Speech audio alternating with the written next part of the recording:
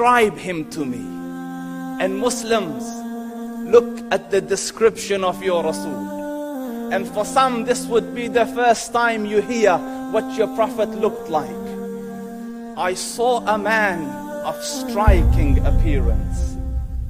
ظاهر الوضاء أبلج الوجه, radiant face, حسن الخلق, beautifully created. لم تعبه الثجلة, his belly wasn't protruding. ولم تزر به السعلة, nor was his head disproportionate and small.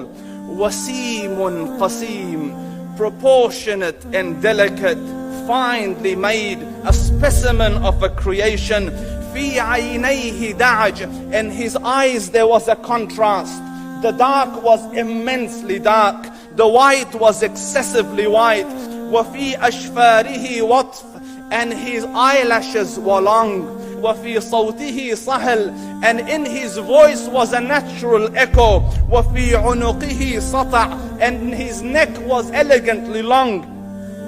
وفي لحيته كثاثة, his beard was full and thick. أزج أقرن, his eyebrows were arched, but they were not joined. It was separated. In Samat فعليه الوقار, when he was silent, dignity covered him. وإن تكلم سماه وعلاه البهاء, and when he spoke, it was audible and clear, almost commanding and overtaking. أجمل الناس وأبهاهم من بعيد, from afar the most striking and outstanding in appearance. وأحسنهم وأجملهم من قريب, and when he came near, the best of them and the most handsome of them in closeness. حلو المنطق, such an exalted and sweet level of logic. Like when he used to speak, it was so coherently logical, it was smooth and easy to understand. فصل لا نزر ولا هذر, he was to the point, not excessive, nor too short. كأن منطقه خرزات نظم يتحدرن, his logic, his utterances, his words were like jewels coming out of a necklace, calculated, polished, one after the other, it would flow magically. ربعة, he was medium in height.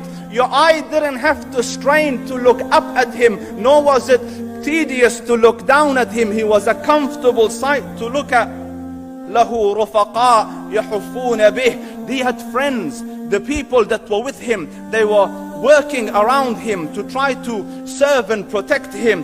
إن قال سمعوا لقوله, when he used to say something, they used to hearken to what he used to say. وإن أمر تبادروا إلى أمره, when he commanded, they used to compete to fulfill the command. This is Muhammad Rasulullah. This is Muhammad Rasulullah. Anas ibn Malik says, he says, I came out one night, it was the full moon night.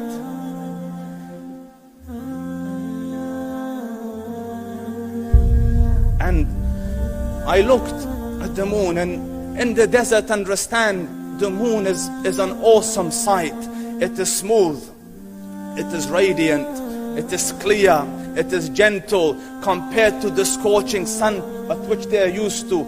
So the moon was the epitome of beauty. So he says, I came out at a full moon night and I looked at the moon and I saw it, beautiful, handsome. So I said, let me go see if the moon is more handsome or my Prophet is more handsome. Let me see if that is more beautiful or the Prophet is more beautiful. So I went and I saw him standing afar.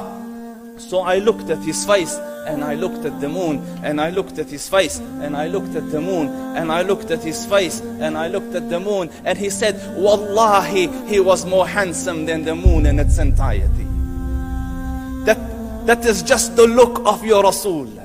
Aisha radiyallahu anha says, I was sewing with the needle, my needle dropped in the dark, I couldn't find it. I said, Ya Rasul, I can't find it. He moved his face close, and I swear, out of the radiance of his face, I found my needle.